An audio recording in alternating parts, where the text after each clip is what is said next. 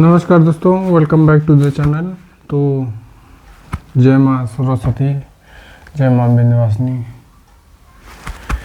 जय लक्ष्मी मैया। तो शुरू करते हैं आज के दिन की संविधान। तो कल हमने पढ़ा था, कल हमने जो भी टाडा, राष्ट्रीय सुरक्षा कानून, कई अधिनियम, संबंधित विधि जो बनाए गए थे बाद में, संविधान के बाद, उसके बाद अब टाडा बनाया गया था, राष्ट्रीय सुरक्षा कानून बनाया गया था, आंतरिक सुरक्षा व्यवस्था बनाई गई थी, कई नियम बाद में बनाए गए थे संविधान बनने के बाद। उसमें से एक है पोटो, प्रिविजनल ऑफ टेररिज्म ऑर्डिनेंस 2001।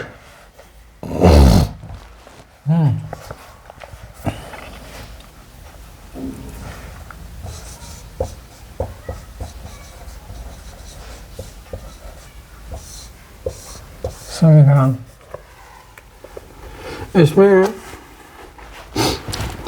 इसमें 2025 25 अक्टूबर 2001 को लागू किया गया था।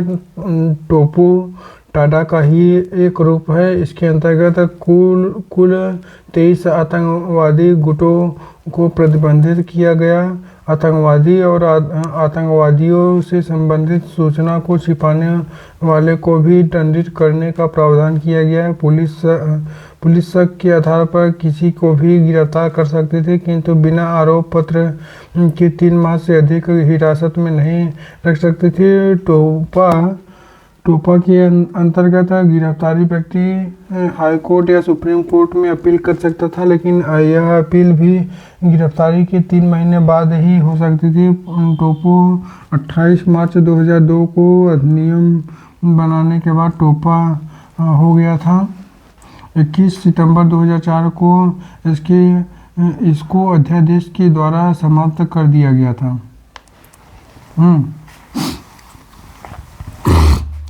और शोषण के विरुद्ध अधिनियम, 3रा अनुच्छेद, आर्टिकल 23 और 24।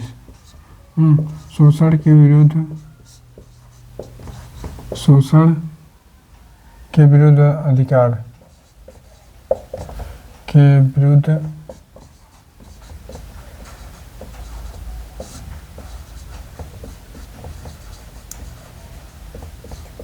अधिकार।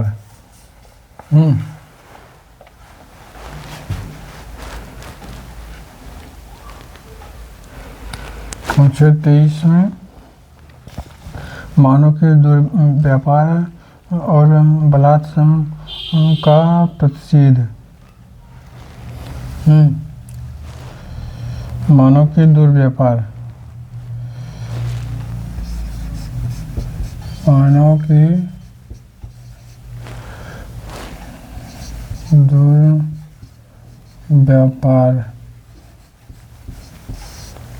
व्यापार और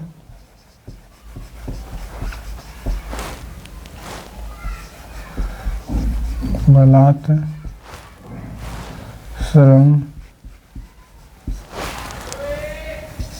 का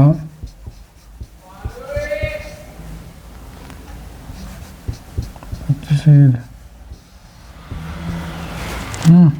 इसके अंदर इसके द्वारा किसी भी व्यक्ति को खरीद, बिक्री, बेगारी और इसी प्रकार का अन्य जबरदस्ती लिया हुआ श्रम निषिद्ध ठहरा गया है, जिसके उल्लंघन करने पर दंडित किया जा सकता है। जरूरत पड़ने पर राष्ट्रीय सेवा करने के लिए बाध्य किया जा सकता है। मतलब कि इसमें आप किसी भी व्यक्ति से बलात्कार नहीं करा सकते हैं, बेगारी नहीं करा सकते हैं, कि आप उसे बेचारे से काम भी करा लो और पैसे भी न दो, तो इसे नहीं करा सकते। और आर्टिकल 24 में 14 वर्ष से कम 14 वर्ष से कम बच्चों को आप खतरनाक कामों पर आप नहीं करा सकते कार्य। 14 वर्ष से कम आने वाले किसी भी बच्चे को कल कारखाना में किसी भी जोखिम भरे कामों पर नियुक्ति नहीं की जा सकती है। और चौथा है धार्मिक स्वतंत्रता का अधिकार।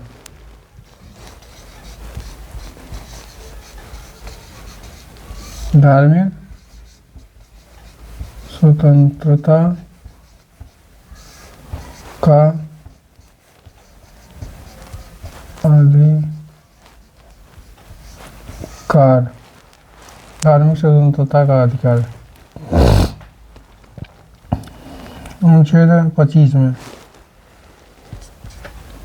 आर्टिकल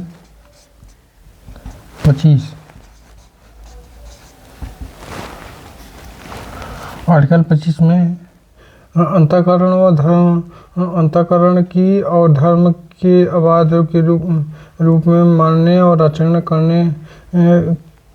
करने की स्वतंत्रता। धर्म को मानने और प्रचार करने की स्वतंत्रता है इसमें। और 26 में आर्टिकल 26 में धार्मिक कार्यों के प्रबंधन की स्वतंत्रता। व्यक्ति को अपने धर्म के लिए संस्थाओं को की स्थापना और पोषण करने और संपत्ति के अर्जन और स्वामित्व का प्रशासन का अधिकार होगा। और 27 में आर्टिकल 27 में राज्य किसी भी व्यक्ति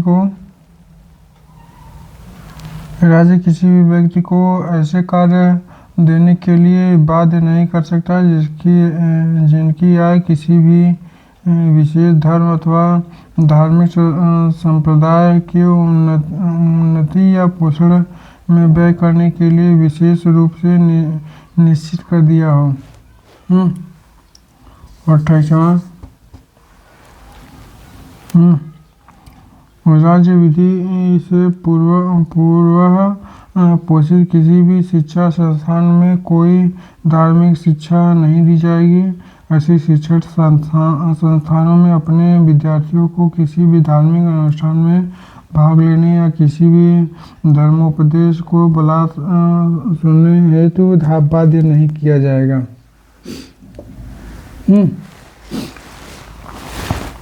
बाध्य नहीं किया जाएगा मतलब कि आप आए चाहे न आए, आपकी स्वतंत्रता है। आपकी पूर्ण सहमति के बिना आपको नहीं बुलाया जाएगा कि आप जबरदस्ती खुशी आइए ही।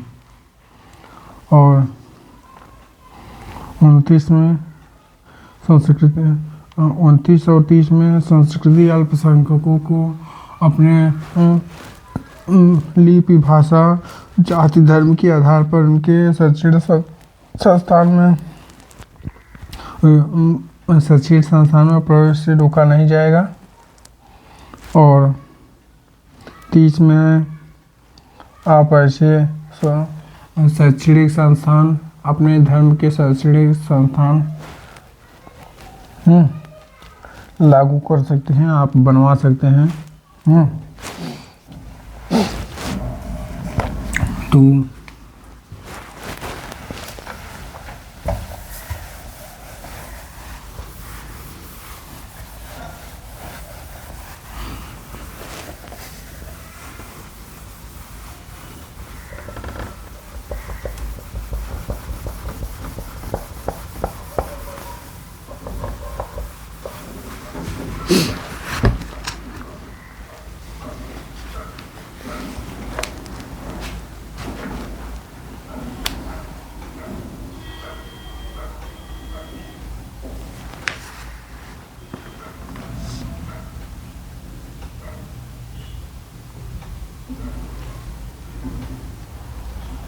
संवैधानिक उपचारों का अधिकार। संवैधानिक उपचारों का अधिकार। संवैधानिक उपचारों का अधिकार डॉक्टर भीमराव अम्बेडकर ने संविधान की आत्मा कहा है। अनुच्छेद 32 में अनुच्छेद 32 आर्टिकल 32 इसके अंतर्गत मौलिक अधिकार को प्रवर्तनीय कराने के लिए समुचित कार्रवाइयों द्वारा उच्चतम न्यायालय में आवेदन करने का अधिकार प्रदान किया गया। इसके संदर्भ में सर्वोच्च न्यायालय को 5 तरह की रीट निकालने की शक्ति प्रदान की गई है। बंदी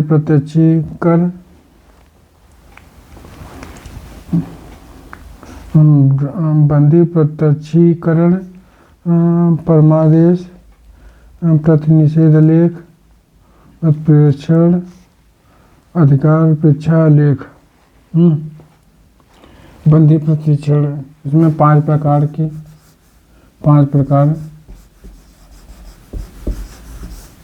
की रीट।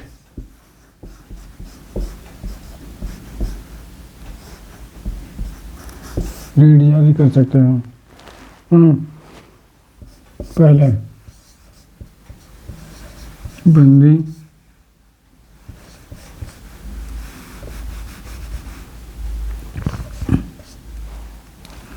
प्रत्यक्षीकरण,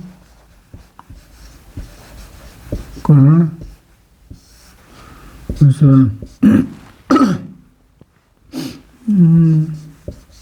परमादेश, तीसरा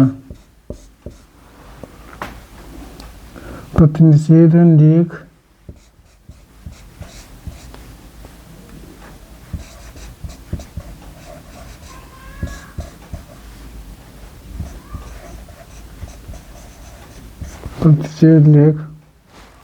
और चौथा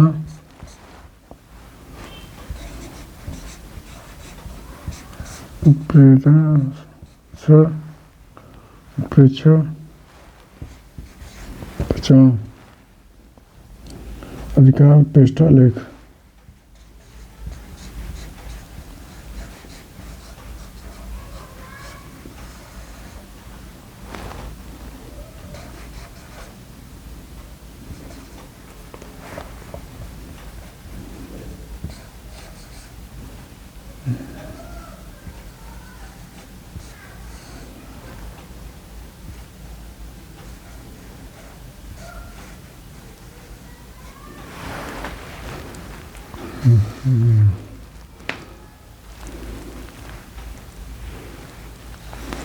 बंदी प्रत्यक्षीकरण में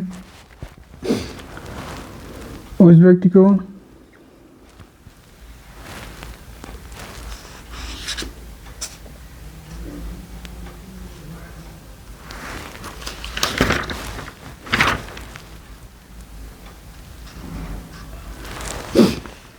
बंदे प्रत्यक्षीकरण में उस व्यक्ति की प्रार्थना पर जारी किया जाता है जो यह समझता है कि उसे अवैध रूप से बंदी बनाया गया है।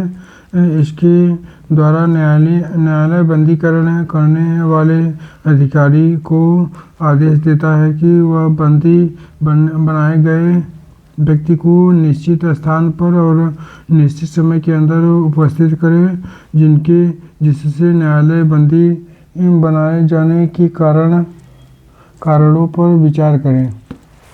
और अधिकारी अगर आपको जबरदस्ती बंदी बना लेता है तो न्यायालय द्वारा उसे सूचना दी, न्यायालय उसे फटकार लगा सकती है। और परमादेश का लेख उस समय जारी किया जाता है जब कोई पदाधिकारी अपने सार्वजनिक कर्तव्यों का निर्वहन नहीं करता है। इस प्रकार के आज्ञा पत्र के आधार पर पदाधिकारी को उसके कर्तव्यों का पालन करने का आदेश जारी किया जाता है। और प्रतिषेध लेख, यह आज्ञा पत्र सर्वोच्च न्यायालय तथा उच्च न्यायालयों द्वारा निम्न न्यायालयों व अर्ध न्यायिक न्यायाधिकरणों को जारी करते हुए आदेश दिया जाता है कि इस मामले में अपने यहाँ कार्रवाई न करें, क्योंकि यह मामले उनके अधिकार क्षेत्र से बाहर है। और उत्प्रेषण, इसके द्वारा अधीनस्थ न्यायालयों को यह निर्देश दिया जाता है कि वे अपने पास लंबित मुकदमे के न्याय निर्णयन के लिए उसे वरिष्ठ न्यायालय को भेजें।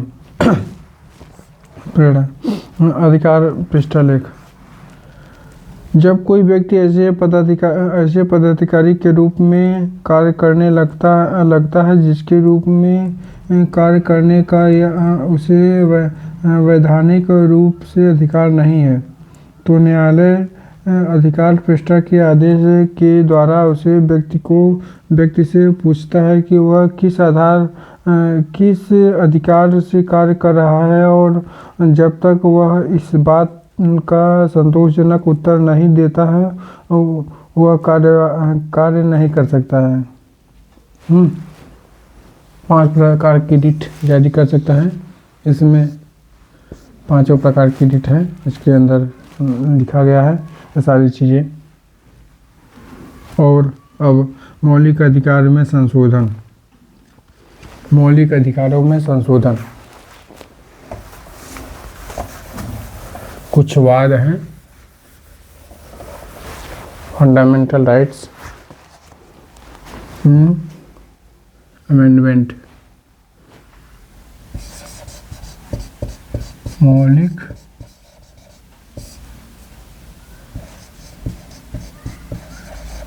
अधिकार में संशोधन, मौलिक अधिकार में संशोधन।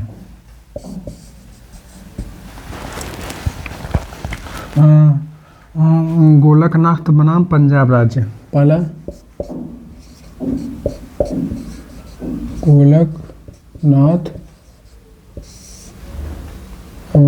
वर्सेस पंजाब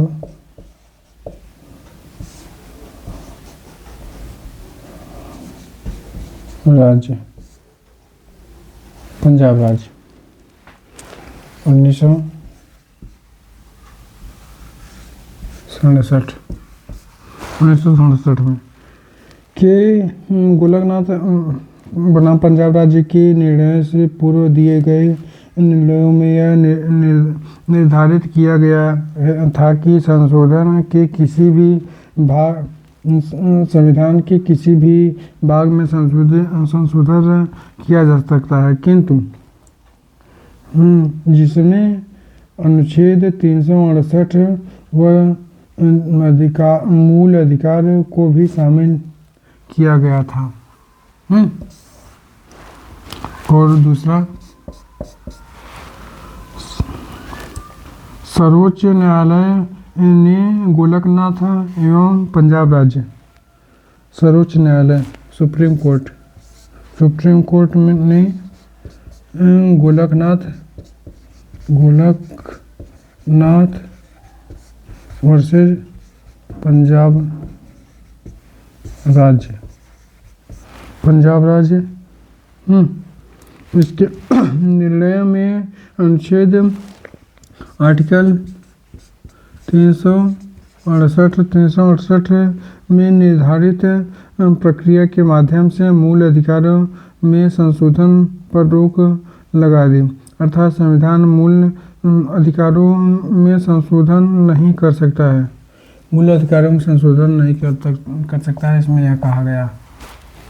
और तीसरा है 24वां संविधान संशोधन, 24वां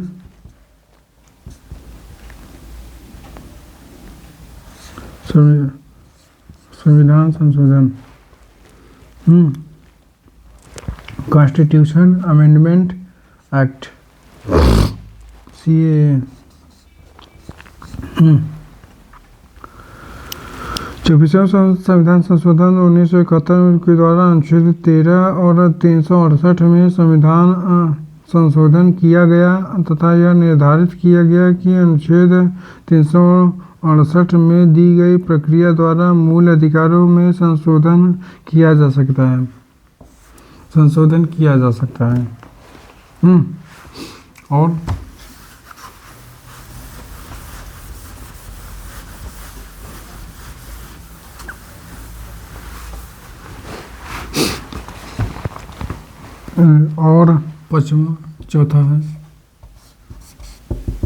चौथा केशवानंद भारती बनाम केरल राज्य। केशवानंद भारती बनाम केरल राज्य। केशवानंद भारती बनाम केरल राज्य में के निर्णय में इस प्रकार का संशोधन को विधि मान्यता प्रदान की गई, अर्थात गोलकनाथ बनाम पंजाब राज्य के निर्णय को निरस्त कर दिया गया था। इसमें निर्णय को निरस्त कर दिया गया था, मौलिक अधिकार के, फंडामेंटल राइट के कुछ चीज़ों को निरस्त कर दिया गया। और 5वां में 42वां संविधान संशोधन, 42वां संविधान कॉन्स्टिट्यूशन अमेंडमेंट एक्ट। 42वां संविधान संशोधन 1976 में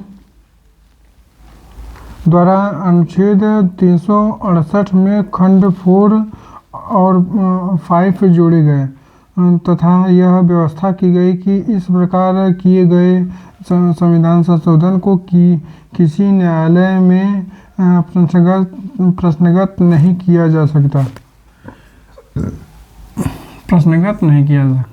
पूछा नहीं जा सकता है। और 6वां है मिनर्वा मिल्स और भारत संघ। मिनर्वा मिल्स बनाम भारत संघ। इसके अंतर्गत के मिनर्वा मिल्स और भारत संघ 1980 के निर्णयों के द्वारा यह निर्धारित किया गया कि संविधान के आधारभूत लक्षणों की रक्षा करने का अधिकार न्यायालय को है और न्यायालय इस आधार पर किसी भी संविधान संशोधन का पुनरावलोकन कर सकता है। इसके द्वारा 42वें संविधान संशोधन द्वारा की गई इस व्यवस्था को भी समाप्त कर दिया गया था इनके मामले में। तो आज के लिए इतना ही। जय हिंद, जय भारत।